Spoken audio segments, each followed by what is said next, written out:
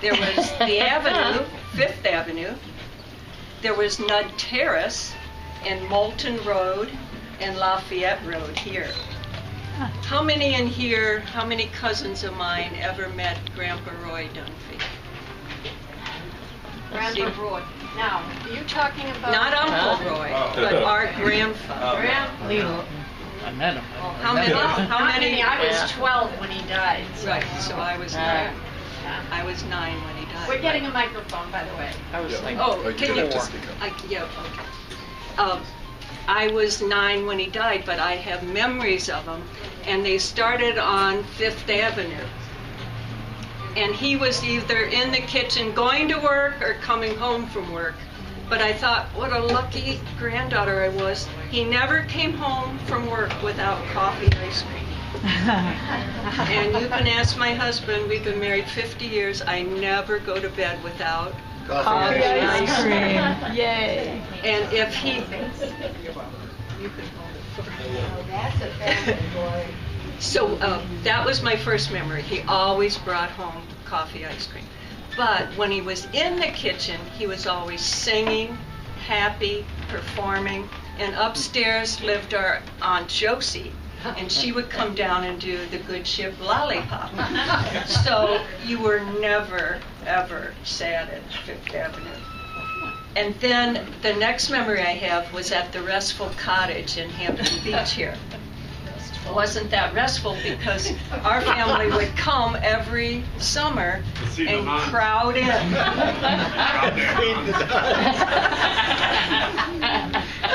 But Grandpa Roy, our grandpa, would send Eleanor and my sister Marilyn and I up to the boulevard to buy his daily cigar. And I think it was 5 cents. I think it was a nickel. But we would bring it back down to the Restful, and he would be sitting there, and it was his time. You know, he was such a hard worker, but he treated himself every day to his cigar. And we would love to watch him unwrap it, and the cellophane would come off, and then off we'd run because we hated the smell. And if you missed one of his bear hugs, he had a big barrel chest. Some of you have it. And his bear hugs were just wonderful. The worst memory I had was in late June, June 24th, when we were coming up for our 2-week vacation, and I was told by my father this would not be a happy vacation. And he had died in Restful Cottage with Eleanor there. And we were coming up for Grandpa's funeral. Most of all, I remember Nana. But to you cousins, she wasn't Nana at first. To our family in Ohio, she was Grammy D. And she had beautiful handwriting. And she would write letters to us, and they were always signed Grammy D. She loved to write, and her handwriting was outstanding. I remember her on Fifth Avenue. And one of the things that Eleanor will remember too, the milkman came, and you know, with all her kids, she got a lot of milk bottles. And they were bottles, they were glass, and they had a little disc of cardboard that were the stoppers. And Eleanor and Marilyn and I would be sent to wash them off, dry them, and bring them up the stairs to Nana Manning, who would sew fabric around them and make yo-yo quilts. Well, you Google yo-yo quilts. They are still made. They're called yo-yo quilts. And Nana would make those out of the little discs. And then I remember being in the kitchen and helping, and you had to wear rubber gloves because you had some sensitive skin. Sorry, tell Brady I'm sorry. Skyler. And most of all, I remember Nana at the Restful. We'd help her in the kitchen. She'd scold us when we needed to be scolded. Didn't matter if you were a daughter or granddaughter, you know, you got scolded if you needed to. But she would bring us hot dogs down to the beach so we wouldn't have to come home for lunch. And she'd have this big tray of hot dogs, and we had sand all over them, but we thought it was the best lunch ever. But the walls of the Restful were paper thin. And my most vivid memory of Nana was shortly after June 24th. when I woke up in the night hearing something, and I realized it was her sobbing into the pillow, sobbing, because her Roy had just died. And that I can remember so well. It's still with me that she loved him so much and he loved her so much, and she was devastated. But she put one foot in front of the other. She bought a ranch house here on Moulton Road, and I helped her in the kitchen making tuna salad with onion, and I had never had that before. She loved tuna salad with onion. She got her driver's license. I don't know if she was almost 60, I think, or shortly after she was 60. And I think Bud and Dick lived with her too, didn't Uncle Bud and Uncle Dick lived with her there. So she knew she had to keep going. She had a lot to live for. And at that time on Moulton Road, she gave me a book called Jonathan Livingston Seagull. And if you haven't read it, you've got to read it. She told me it was her favorite book, and I realized why. She was learning to fly solo. And that's what the book is about. She was learning to fly free and fly on her own, and she had never had to do that before. And it's a beautiful book. If you don't have it, get it. Well, when I was 16, my dad drove me from Ohio up here to LeMays, and I stayed with Nana upstairs because she now lived at LeMays. And I was invited to a prom here. She helped me get all dressed up because she missed her 4 daughters who were away in the convent, and I didn't go. All dressed up. And I came down that stairway, which was beautiful at the time. This was the 50s. And she took my picture, and then she took a picture of me outside this door here when I was 16 years old. And I do have it somewhere. I will hold it up. When I was 18, I got a job at number 7. And my boss was Uncle Jerry. But I had to have a uniform. And so with her driver's license, I was still in Ohio finishing school. She drove to Peabody to pick up my uniform and my friend's uniform so that we'd be ready on the first day, because you had to have it on the first day. When I was 21, right upstairs in her apartment, she had a bridal shower for me. I was engaged to marry Paul. That was 50 years ago. And there was a gift shop here. I don't know if there's still a gift shop. No. But I had admired a lamp in there, and it had an American eagle on it. Oh, I thought it was beautiful. And I had gone in the gift shop, and it was gone. She had bought it for me for my bridal shower. And really, 30 years we had it. That lit up our life for 30 years. But she taught me so much. She taught me to be grateful. She taught me to pray every day, thanks be to God. She taught me to treat every child so you felt the most special, even though I thought I was her favorite. And she taught me how to welcome people and make room on the floor, at the table, wherever. Just make room for one more. And she taught me to treat myself every day, so I had my coffee, ice cream. And most of all, she taught me it's okay to have white hair. Now to the terrific 12. We wouldn't be here if it wasn't for Nana, Kate, and Grandpa Roy. So my dad was the oldest. I don't think I have these in the right order, so Eleanor can help me. He was the number 1 boss, and of course now I am, right, Rick? But my dad taught us to enjoy life. He loved everything about his family and about life and how to cope with the stuff that would happen. Well, at the Parker house, he took the complaints. And so, they would come in day after day. But his favorite one, I know the boys remember this, I will quote. This is from a very irate patron of the restaurant. The Loch Ness Monster has been found. It was served to me and my party of 8 in your restaurant last Saturday night. Well, Well, my dad thought that was hilarious. So he called the man, invited him back, and instead of losing customers, he made friends. And so that's a great lesson, you know. Make the best of the stuff that happens, because stuff happens. And Paul, our profile and courage in this family. But he's the reason I was born in Ohio. He went to Ohio first and had my dad come out to Ohio because there were jobs out there.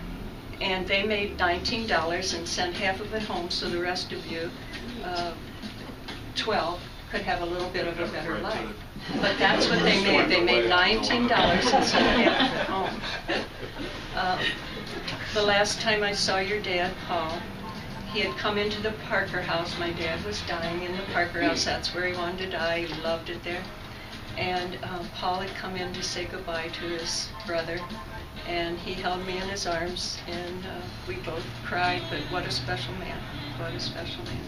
And then Kay, right? I'm right? Mm-hmm. Roy Paul Kay. Roy Paul Kay married. Our drama queen. But But this drama, I still can't believe. She was a sister of Notre Dame, and I went to a high school in Hamilton, Ohio that had those sisters. So she came out one time to the convent, I don't know why, but she was allowed to drive by our house but not go in our house. You could not set your foot in the house. And as a little girl, my memory of her is she's peeking in the windows. And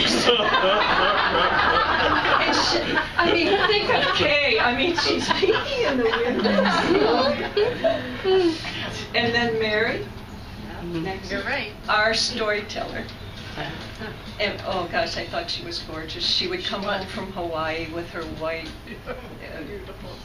Hollywood. yeah, she did. Yeah, she had that stunning tan and the white garment on, and oh, she looked so beautiful. And I've never told anybody this, but she confided her one regret in life to me. She wished she had had bigger breasts. Now you've got to remember, I'm a young teen and I have gone to Catholic school and I'm shocked. Why would she say that to me? I mean, why would she say that? But that was her only regret in life, she told me. Only regret. It could be worse. And then Uncle Jack, right, Ellen? Jack, Well, Jack. the perfect family. The was perfect family. The two Roy Paul Yep. Kay married. Yep. And her mother-in-law said, If they're out of order, you'll no, forgive you're me. right in Okay. order. Okay. And now, Catherine, you have the perfect family. 2 boys It's in 2 girls. And as mother said, And then boom. Along came Jack, and he's my uncle of surprises. When I was a little girl, somehow he had his 2-seater plane in Ohio, and it's a convertible. It has no top to it, and I'm sitting in it.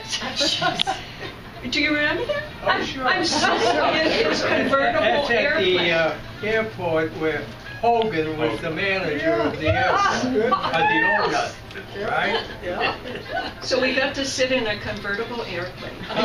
But years later, after I'm married, No problem. he knew I loved surprises. So a package comes to our house, and I'm thinking, oh, this is so sweet. Uncle Jack has sent me a package. So, and Paul knows I love getting packages. I open it up, and it's a box of cigars. And they were from Cuba, and he had remembered that Paul loved. Best cigar I ever had. Yeah, they were. All right, is it Bud or Bob? it's Bud. Okay, Bud was my godfather, and I loved him so much. He lived with us when I was a little girl while he studied at Miami in Ohio. Oh, yeah. He gave me my first stuffed animal, and I kept it, I think, till I went to college. I don't know. And I was his little girl till Julie came along. Oh, he treated me so well. I just loved him. And then Bob. Am I doing right? You're doing well. And I've already told him, my beloved, generous Bob. Once my dad wanted to take each one of his grandchildren to Ireland before he died. And he was going to take our teenagers. And all he had to do is call Uncle Bob and mention that he would like to go to Ireland. And that cottage by the sea was given us for 10 days. And he had Philomena put a stada, I say starter, but you say stada, in the refrigerator, so we had milk and bread and butter and everything. So we had our stada. And our kids still talk about when we stayed at Uncle Bob's. And it was a place where everybody shared memories. They wrote poetry. It was the very first time, I just remembered this, that my dad told our children about when my little brother Roy died. I had never heard him speak about it until we were at Uncle Bob's, and he wanted my children to know what that was like to lose a child. So it was a wonderful vacation, and we thank you. All right, let's see. Dick? I hate to tell you kids, but I was terrified of Uncle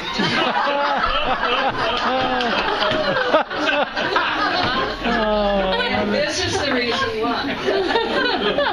Eleanor and Merrill and I would harass the poor man. He had been working 18, 20-hour days, and he'd come home and he'd be sound asleep, and we'd squirt him in the face with water.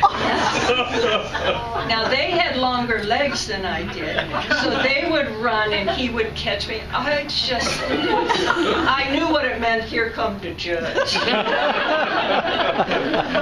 Oh, gosh, I do remember that so well. We were mean.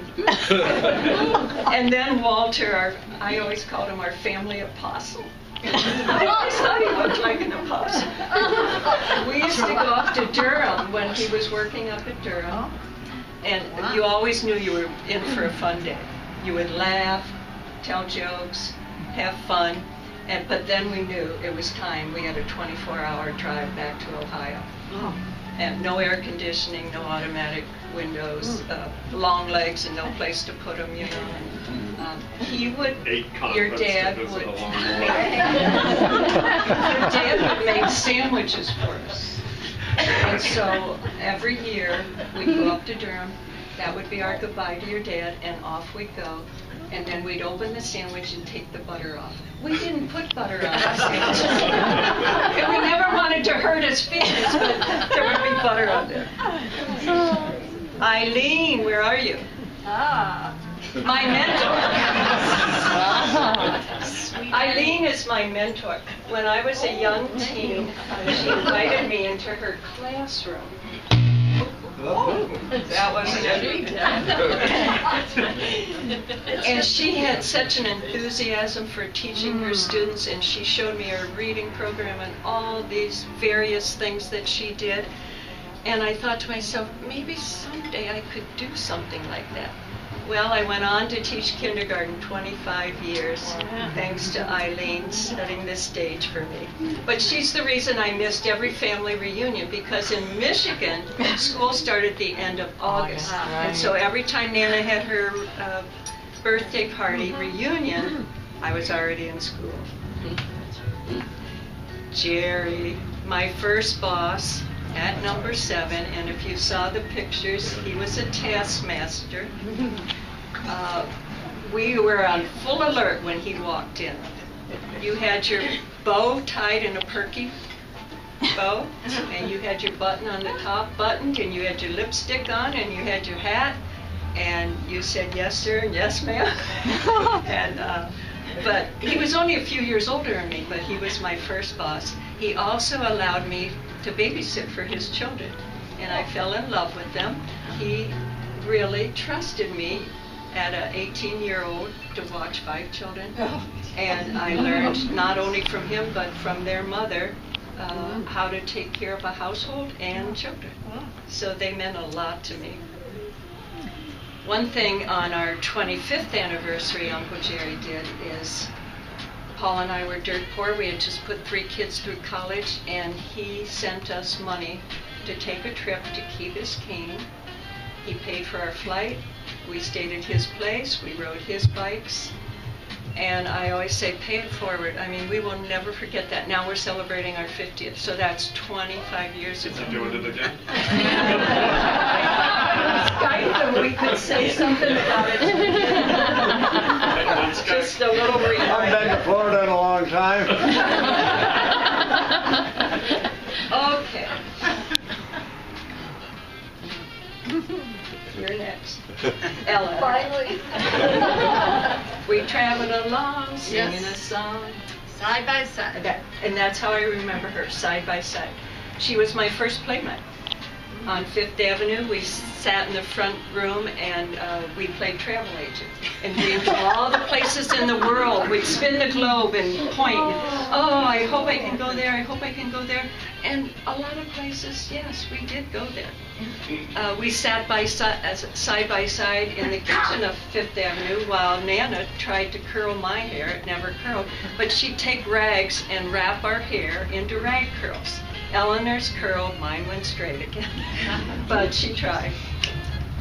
We sat on the terrace side by side at Camp Comfort and holding our pails, waiting for somebody to walk us down to the beach. We played Jesus, Mary, and Joseph. I was Jesus. Eleanor, were you Joseph? Always. She was always Joseph. Always had to be Joseph. But we always had a play going. And usually it was religious. Could you reenact? I might do it for you later. You're the one that's reenacting. And we stood side by side in the kitchen doing our dishes, Eleanor with her gloves, and we'd run side by side down the terrace after the iceman. Do you remember that? Yeah. And hoping he'd give us a chip of ice off of his truck, like a popsicle. We thought it was just wonderful. And we'd run side by side down the terrace and jump on anybody's running board. We didn't care if we knew them or not, just to get a ride down the little gravel road. We stood side by side at John's popcorn shop up on the boulevard many a night. And side by side at Benny's Penny Arcade, hoping to get a card of our heartthrob, Mario Lanza.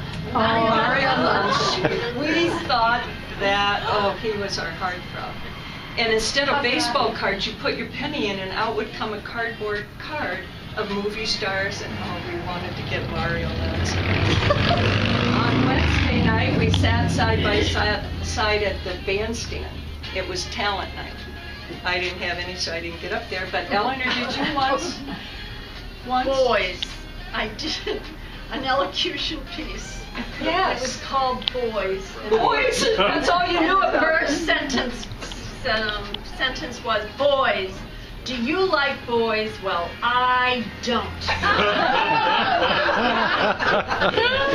I'm joining the convent. They sent me to it. Right. Oh, gee.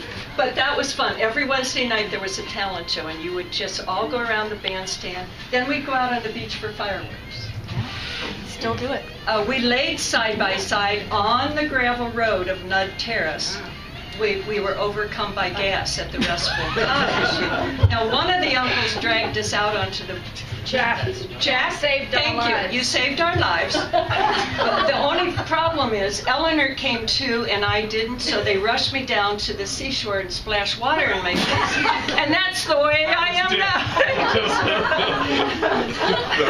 Oh my gosh.